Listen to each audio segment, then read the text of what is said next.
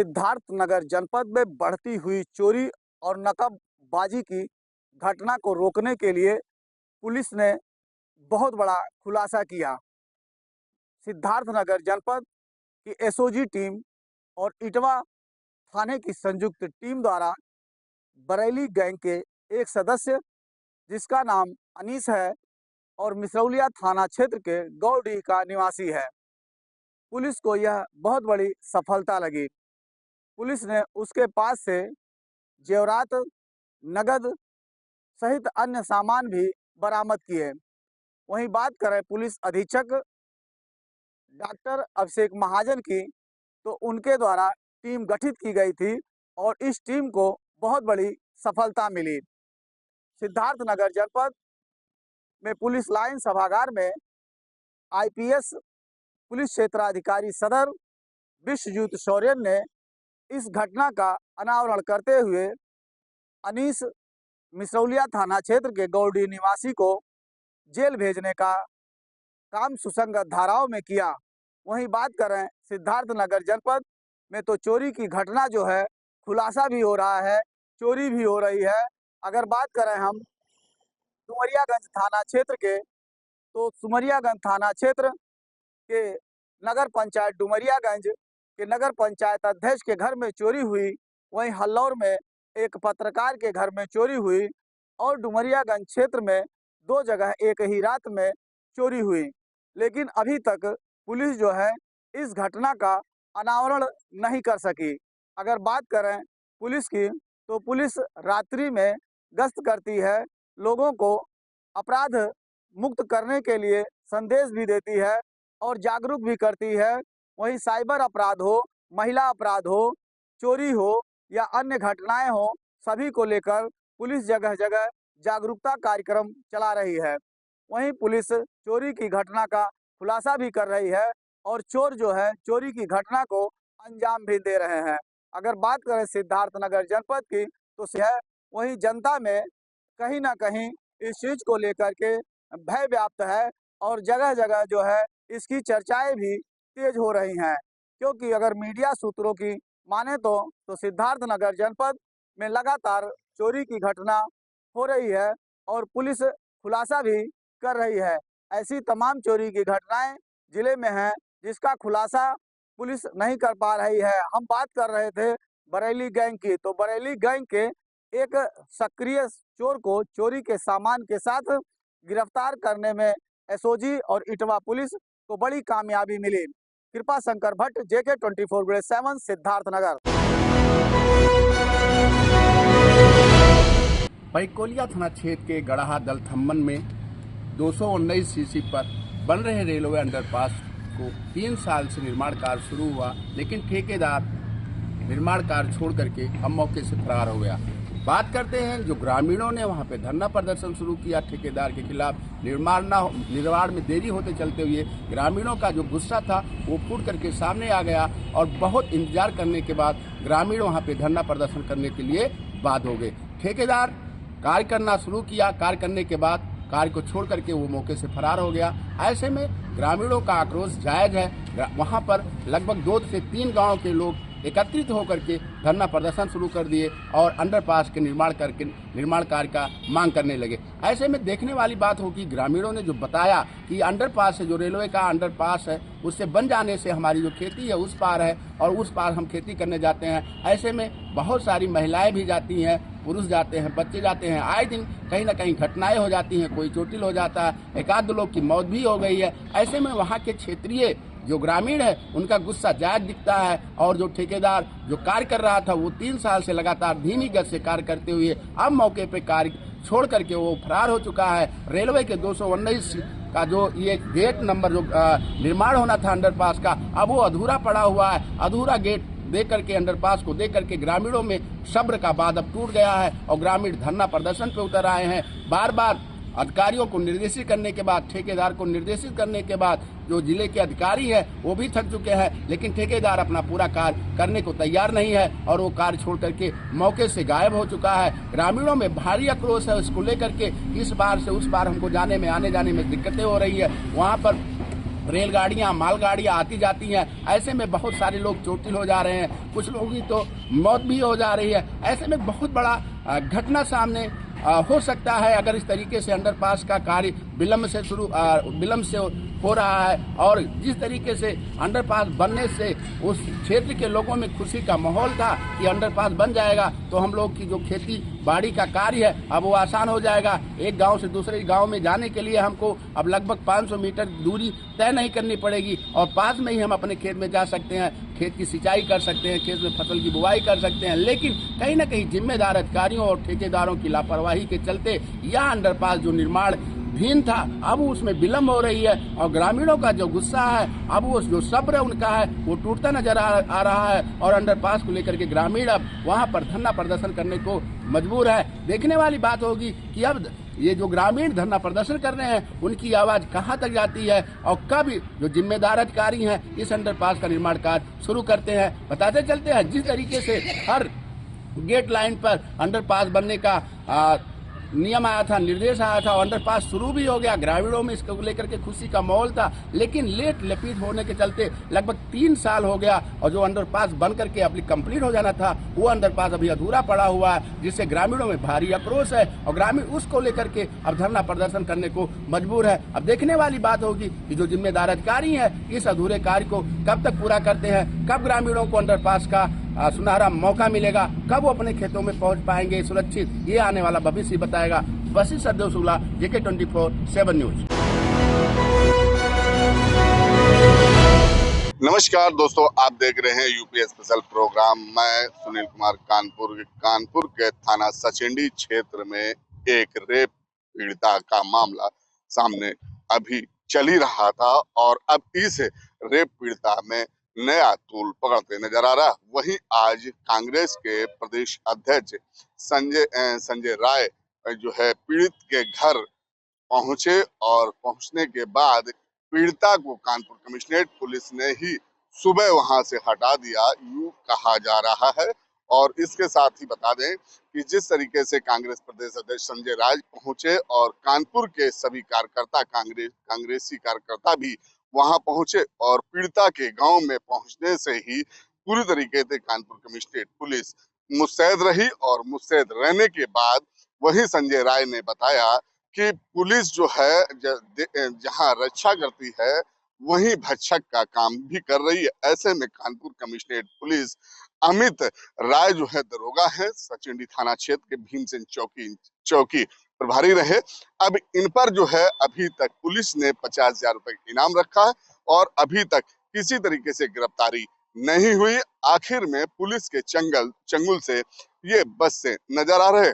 वहीं आपको बता दें कि जिस तरीके से आज जो है संजय राय पहुंचे और पहुंचने के बाद महकमे में यूं कहा जाए हलचल मच चुकी थी। हलचल मचने के साथ में ही कांग्रेस प्रदेश अध्यक्ष ने संजय राय ने कहा कि पीड़ित परिवार को एक घर में नौकरी और 50 लाख मुआवजे की मांग भी कर रहे हैं।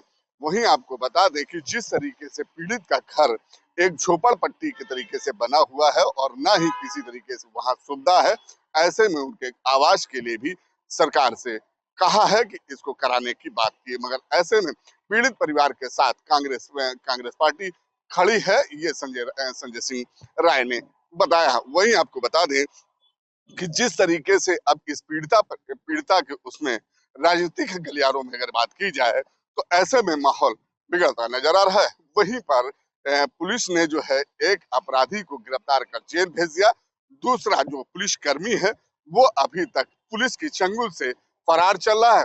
और जबकि पुलिस जो है 4 टीमें बनाई गई हैं, पुलिस की लगातार टीमों की सर्वलाइन भी लगी है और इसमें STF भी लगाई गई है और किसी तरीके से शनाख्त मिलती है तो उनकी गिरफ्तारी तय है।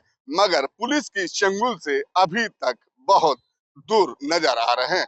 जो कि आपको बता दें लगातार पुलिस की कई टीमों में छापा मारा गया और अमित जो दरोगा जी हैं इनके घर इनके रिश्तेदारों के यहाँ लगातार पुलिस जो छापामारी करती नजर आ रही है।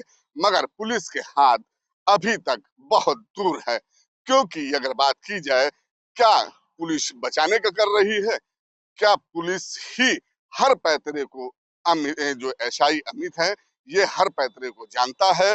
किस तरीके से आखिर में किस पैतरे को आजमाया जाए और किस तरीके से पुलिस कैसे सुराग करती है, ये अमित को कहीं ना कहीं सब चीजें पता है। इसीलिए अपने मोबाइल की लोकेशन, अपना मोबाइल सदैव बंद रखता है। वहीं पीड़ित परिवार के छोटे भाई को कल व्हाट्सएप में धमकी भी मिली थी और धमकी भरा उसको व्हाट्सएप कॉलिंग आई थी कि दरोगा का तुम कुछ नहीं कर पाओगे, तुम्हारा सब कुछ हो जाएगा, दरोगा बेगुनाह है, वो हाई कोर्ट से स्टे ले लेगा। ऐसे में अगर बात की जाए तो लगातार कहीं ना कहीं ये प्रक्रिया सामने नजर आ रही है। जिस तरीके से कल पीड़ित के फोन में धमकाया गया, पीड़ित ने फिर सचेंडी थाना में लिखित में तहरीर दी, अपनी आपबीती बताई, तब जाके पुलिस जो है पुलिस के हड़कम मच गया। हड़कम मचते ही वो जानकारी के फोन की कहाँ से आया ये जानकारी भी की और जानकारी करते हुए पुलिस ने बताया कि ये फोन कॉल जो आया था ये सीतापुर का एक ब्राह्मण परिवार संजय द्विवेदी थे, उनके उससे मैसेज किया गया, उनके उससे कॉल आई थी और उस युवक को भी पुलिस ने गिरफ्तार कर लिया है। अब ऐसे में देखने वाली बात यह है, जिस तरीके से अमित राय चंगुल से फरार हैं, मगर अब ऐसे में ही कानपुर आज जो है संजय राय पहुंचने के बाद पूरी तरीके से हड़कंप मचा हुआ है। अब देखने वाली बात यह है कि किस तरीके से पीड़ित परिवार को न्याय मिलता है और कौन सा नया मोड़ सामने आएगा। वीडियो ले सहयोगी के साथ सुनील कुमार। इस समय मैं मौजूद हूं बलिया जिले के दुबहड़ ब्लॉक के ग्राम पंचायत दोपही में और यहाँ पे जो है एक ये इंटरलॉकिंग सड़क का निर्माण किया गया है और इस निर्माण के तहत जो यहाँ के इसका उद्घाटन जो है इस गांव के ही बेटी से कराया गया है और इसलिए कराया गया है ताकि नारी सशक्तिकरण को बढ़ावा दिया जा सके। हमारे साथ ग्राम प्रधान और जो इस गांव की जो बेटी हैं वो मौजूद है, इनसे ही बातचीत करते हैं कि किस तरीके का यह कार्यक्रम रहा और क्या कहना चाहेंगे। जी प्रधान जी, क्या कहना चाहेंगे जो आज सड़क आपने बनवाया है, इसके पीछे की क्या वजह रहे कि आज इस गांव की बेटी से ही आपने उद्घाटन करवाया है? ये रोड जो है काफ़ी जर्जर अवस्था में था, इसका निर्माण जो है बहुत ज़रूरी था। कई बार हमारे ग्राम सभा के लोगों ने कहा कि इसका जो है ये निर्माण हो जाए, या ठीक है हो जाएगा और आज ये बनकर तैयार हो गया है। कितने समय से ये सड़क जो है 18-20 साल से ये लगभग काफ़ी जर्जर अवस्था। देखा जाए कि ग्रामों में जो सबसे ज़्यादा समस्या रहती है, सड़क की समस्या रहती है, नाली की समस्या रहती है, इन दोनों समस्याओं पर आपने कितना प्रतिशत कार्य कर चुके हैं और कितना प्रतिशत बाकी है, उसे कब पूरा करेंगे आप? देखिए, हम लोग जब हमारे गांव के प्रधान जो हमारे तब बने थे तो यहाँ काफ़ी जो है विकास के मामले में बहुत पिछड़ा हुआ ग्राम सभा था। हमारा छोटी ग्राम पंचायत है, उसके बावजूद हमने अपना संघर्ष करके बहुत से कार्य किए हैं। आगे भी यही है कि अगर ग्राम सभा के लोगों का आशीर्वाद मिलता है तो बहुत से कार्य जो शेष रह गए हैं, शेष कार्य रह गए हैं। क्या नाम है आपका? हमारा तो नाम पंडित राकेश तिवारी है, गुरु जी लोग कहते हैं, गुरु तिवारी जी। आज जिस तरीके से आज एक ग्राम प्रधान द्वारा जिस तरीके से इस गांव की बेटियों को सम्मान मिला, नारी सशक्तिकरण के तहत उन्हें बढ़ावा दिया गया, इसे आप कैसे देखते हैं? निश्चित तौर से नरेंद्र मोदी और योगी जी का जो उत्तर प्रदेश महिला सशक्तिकरण चला और हमारे ग्राम प्रधान महिला हैं और उनके ये प्रतिनिधि जो हैं गणेश गुप्ता जी हैं। निश्चित तौर पे इस रोड का पूरा निर्माण करना ये अपने आप में बहुत इस ग्राम सभा का सबसे जर्जर ये रोड था, ये रास्ता था जिसमें चलने में बहुत असुविधा होती थी। विगत 20-25 वर्षों की बात है और चला नहीं जाता था। इसके वजह से यहाँ इंटरलॉकिंग बहुत सुंदर काम हुआ, बहुत सराहनीय कार्य हुआ और मैं धन्यवाद देता हूँ प्रधान और प्रधान प्रतिनिधि गणेश गुप्ता जी को। जी बहुत बहुत धन्यवाद। अब उनसे भी हम बात करते हैं कि जो बेटी आज इस रोड का फीता काटकर उसका उद्घाटन की है, कैसा महसूस करती है, क्या कहना चाहेंगे? जी क्या नाम है आपका? अदिति तिवारी। जी कि कैसा आज आपको महसूस हुआ जिस तरीके से आज आपको यह अवसर मिला इस अपने ही गांव के रोड का उद्घाटन करने का?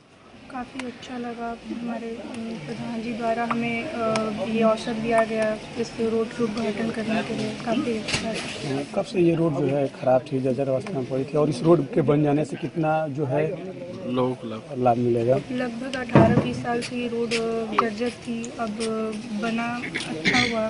काफ़ी हम लोग काफ़ी असुविधाओं का सामना किए, लेकिन जी, क्या कहना चाहेंगे आप भी रही इस कार्यक्रम में, क्या कहना चाहेंगे? जो रोड बना हम लोग के लिए बहुत अच्छा बना। जी, बहुत अच्छा, लोगों को सुविधाएं, बहुत सुविधाएं मतलब अच्छी हो गई चलने में। बहुत पहले दिक्कत होती थी, अब हम लोग के लिए बहुत अच्छा होगा।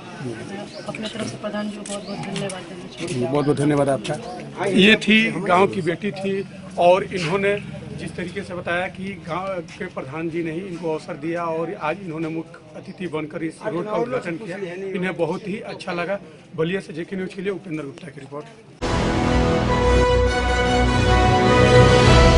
जनपद संभल में बीते वर्ष 2024 में हुई हिंसा मामले में जनपद संभल के तत्कालीन सीओ अनुज चौधरी, संभल कोतवाल अनुज तोमर सहित 15 से 20 पुलिसकर्मियों के खिलाफ मुख्य न्यायिक मजिस्ट्रेट की अदालत ने एफआईआर दर्ज करने के आदेश कर दिए हैं और ये आदेश 15 से 20 पुलिसकर्मियों के खिलाफ किए गए हैं। इसके बाद संभल का माहौल एक बार फिर गर्मा गया है। कहीं ना कहीं जिस तरह से आपको बता दें, नवंबर 2024 में शाही जामा मस्जिद बनाम हरिहर मंदिर मामले को लेकर जिस तरह से सर्वे के दौरान हिंसा भड़की थी, उसमें 4 लोगों की मौत हुई थी और कई पुलिसकर्मी घायल हो गए थे। इसमें बेकरी बिस्किट विक्रेता यामीन का बेटा आलम भी गोली लगने से घायल हुआ था। परिवार वालों का दावा है कि वो बिस्किट बेचने घर से निकला था, उसी समय उसके गोली लगी और गोली पुलिसकर्मियों ने मार दी। इसके बाद गिरफ्तारी के डर से एड्रेस छुपाकर उसका इलाज मेरठ में कराया गया, जहां गोली निकलने की बात की जा रही है कि उसकी गोली निकाली गई। उसमें सीधा आरोप सीओ अनुज चौधरी सहित जो संभल में पुलिसकर्मी थे उन पर है। जिस तरह से 15 से 20 पुलिसकर्मियों के खिलाफ मुकदमा दर्ज करने का आदेश हुआ है, उसे लेकर संभल का माहौल एक बार फिर गर्म हो गया है। कहीं ना कहीं अब ये जगह जगह इस चीज़ की चर्चा होने लगी है। जिस तरह से आपको बता दें, उसमें कोर्ट में मामला 2025 में डाला गया। यामीन जो आलम के पिता हैं, उन्होंने अधिवक्ता के माध्यम से ये मामला कोर्ट में डाला था कि पुलिस की गोली से घायल हुआ। उसी को ध्यान में रखते हुए उसकी सुनवाई करते हुए अब ये आदेश हुआ है कि पुलिसकर्मियों के खिलाफ एफआईआर दर्ज होगी। हालांकि आपको बता दें, ज़्यादातर संभल हिंसा में चर्चा में रहने वाले सीओ अनुज चौधरी को प्रमोशन मिला है और वो फिरोजाबाद में एसपी ग्रामीण के पद पर तैनात हैं। वही अनुज चौधरी, जिनका 52 जुमे और एक बार होली आती है, ये बयान भी सोशल मीडिया में खूब चर्चा में रहा, यहाँ तक कि राजनीति भी गर्मा गई थी। उनका एक और बयान आया था कि अगर आप ईद पर सेवैयाँ खिलाएंगे तो होली पर गुजिया भी खानी पड़ेंगी। एक और बयान अनुज चौधरी का वायरल हुआ था, जिसमें उन्होंने कहा था कि हमने ये वर्दी जाहिलों से मरने के लिए नहीं पहनी है, जवाबी कार्रवाई तो की जाएगी।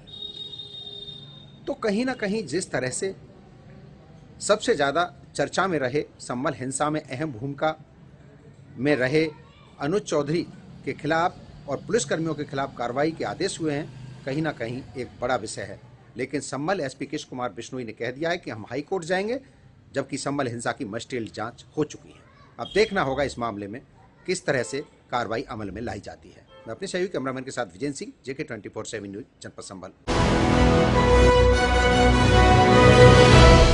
नमस्कार, आप देख रहे हैं जेके 24/7 न्यूज का स्पेशल प्रोग्राम, और इस स्पेशल प्रोग्राम में आज हम मांस मच्छी की अवैध तरीके से संचालित की जा रही दुकानों को लेकर यहाँ पर आप मौजूद हैं। और इस समय यहाँ पर मौजूद हैं, हमारे साथ में कई लोग हैं यहाँ पर, ये शिकायत करने आए। भैया, क्या नाम है आपका? रामबरन राजपूत। रामबरन जी, आज यहाँ जिला अधिकारी कार्यालय पे आए हैं शिकायत करने के लिए, क्या पूरा मामला है और कितनी बार शिकायत कर चुके हैं, क्या निस्तारण हुआ है?